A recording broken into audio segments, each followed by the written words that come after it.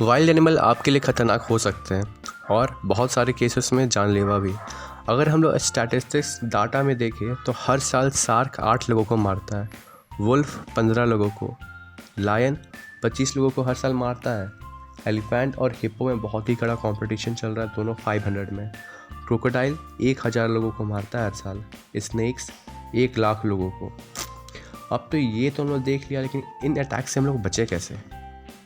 इस दुनिया के अंदर 150 स्पीसीज़ है शार्क की, लेकिन उसमें से बस 20 ऐसी स्पीसीज़ है जो इंसानों के ऊपर अटैक करते हैं। जो बाकी की स्पीसीज़ हैं वो इंसानों को अपने खाने के रूप में देखते ही नहीं हैं। लेकिन अगर कोई शार्क आपसे अट्रैक्ट हो जाए तो उनसे बचना बहुत ही मुश्किल होता है। तो आपको कभी भी वाटर में अपने यूरिन या फिर ब्लड का कांटेक्ट नहीं होने देना है, क्योंकि जो शार्क होते हैं वो सेवरल माइल्स दूर होने की वजह से भी वो आपका यूरिन या फिर ब्लड का स्मेल ले सकते हैं। उनकी वजह से आपके ऊपर उनका अट्रैक्शन बढ़ सकता है।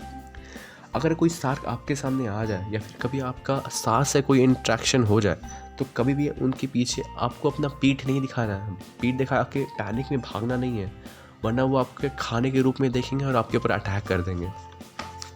लेकिन अगर आपके ऊपर वो कभी अटैक कर दे तो आपका सबसे पहला हमला उनके आइज़ और गिल्स में होना चाहिए, क्योंकि वो उनके मोस्ट सेंसिटिव पार्ट होते हैं। कंगारूस हमें बहुत ही क्यूट और बहुत ही अच्छे लगते हैं, लेकिन ये इंसानों के लिए ख़तरनाक हो सकते हैं। लेकिन तभी जब आप उनके टेरिटरी में एंटर कर जाओ या फिर उस जानवर को आपसे खतरा लगे।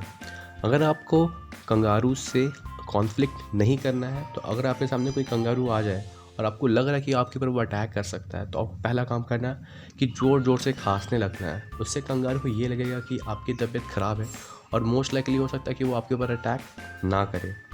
आपको धीरे धीरे पीछे जाना है ताकि कंगारू को आपसे डर ना लगे। आपको कभी भी पीछे मुड़ करके ज़ोर से भागना नहीं है। उससे कंगारू को हो सकता है कि गुस्सा आ जाए और वो आपको आराम से जम करके पकड़ सकता है। फिर जो आपको पिटाई होगी भैया। अगर कभी आपका सामना लायन से हो जाता है तो आपको पहली चीज़ करना है कि आपको उस एनिमल से आई कांटेक्ट मेंटेन करना है। अगर आपने आई कांटेक्ट हटाया तो उस एनिमल को टाइम मिल जाएगा आपके ऊपर अटैक करने का। उसके सामने आपको स्ट्रॉन्ग दिखना है, तो उसके लिए आपको अपने कंधों को ऐसा चौड़ा कर लेना है। अगर आपके पास कोई जैकेट है तो उसको ऊपर कर लेना है और उससे और भी अपने आप को ब्रॉड दिखाना है।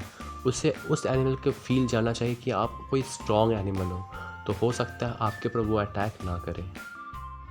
एलिफेंट बहुत ही फ्रेंडली और क्यूट एनिमल्स होते हैं, लेकिन ऐसा बहुत सारे केसेस में देखा गया है कि वो इंसानों के ऊपर अटैक कर देते हैं। अगर हम लोग पर्टिकुलर फीमेल एलिफेंट्स के बारे में बात करें तो अगर जब भी उनको डर लगता है कि उनके बच्चे को कोई अटैक कर सकता है या फिर खतरा पहुंचा सकता है, उस पर्टिकुलर केस के अंदर वो किसी के ऊपर भी अटैक कर सकते हैं। अगर कोई भी हाथी अपने ट्रंक को कर्ल कर रहा है, जिसको हम लोग सूंड कहते हैं, उसको कर्ल कर रहा है और अपने ईयर्स को वो पीछे ले जा रहा है, तो ये बहुत ही आपके लिए इंडिकेशन है कि वो कहीं ना कहीं डेंजर फील कर रहा है और आपको वो क्रश कर सकता है। तो आपको वहाँ पे दौड़ के भागना नहीं है, आपको ऐसा ऑब्स्टिकल फाइंड करना है आपके और हाथी के बीच में, जिसके पीछे आपको जा कर के छिप जाना है। अगर आप दौड़ोगे तो उस एनिमल को लग सकता है कि आप उसको प्रोवोक कर रहे हो और आपको आराम से वो पकड़ सकता है। एलिफेंट्स बहुत ही तेज़ दौड़ते हैं, क्योंकि राइनोसोरस की आईसाइट बहुत ही ख़राब होती है, इसलिए उनको डराना और प्रोवोक करना कि वो आपके ऊपर अटैक कर दे बहुत ही आसान होता है। ये एनिमल्स आराम से 37 माइल्स पर आवर के स्पीड में दौड़ सकते हैं, इसलिए इनसे दौड़ करके भागना बहुत ही मुश्किल होगा, लेकिन इम्पॉसिबल नहीं।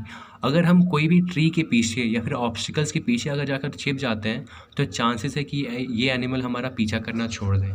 हिप्पोज बहुत ही क्यूट दिखते हैं, लेकिन उतने ही खतरनाक होते हैं। बावजूद कि वो बहुत ही भारी होते हैं, वो 18 माइल्स पर आवर की स्पीड में दौड़ सकते हैं और ड्राई वेदर के अंदर वो बहुत ही ज़्यादा इरिटेटेड होते हैं, क्योंकि उन्हें वाटर बहुत ही पसंद है।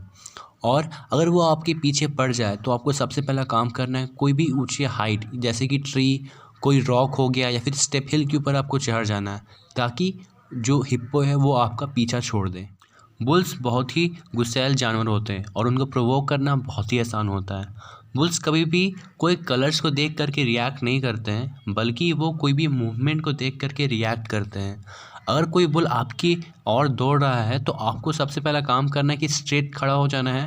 अगर आपके हाथों में या फिर कुछ भी चीज़ है तो आपको जैसे ही आपके पास बुल आ रहा है उसको आपको थ्रो करना है, ताकि जो बुल है वो डिस्ट्रैक्टेड हो जाए कुछ समय के लिए, और आपको उस समय को यूज़ करना है भागने के लिए।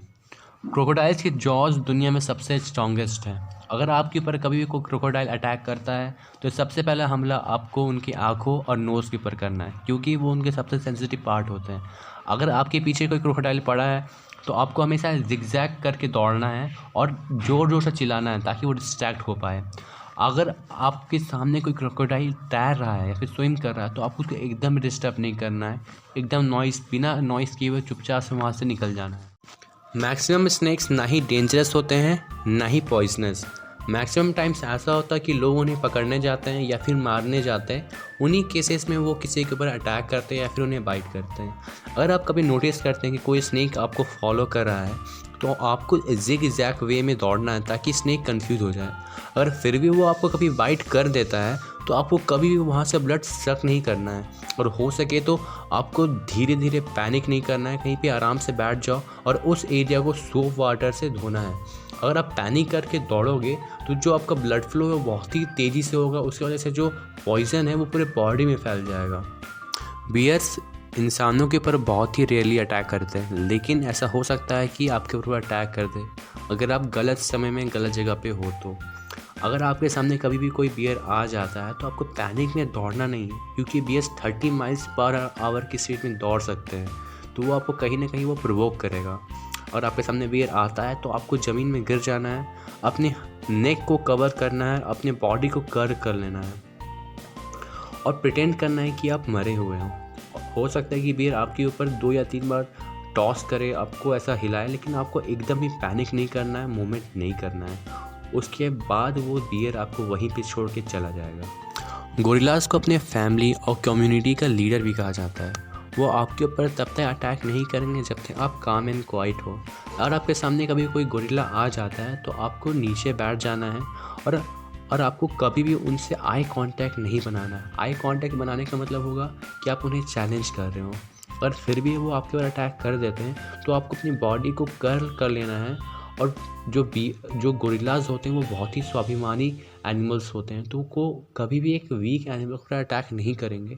इसलिए वहाँ पे अगर अपने बॉडी को कर्ल कर लेते हो और अपने आप को ऐसा वीक दिखाते हो तो वहाँ पे आपको गोरिल्लाज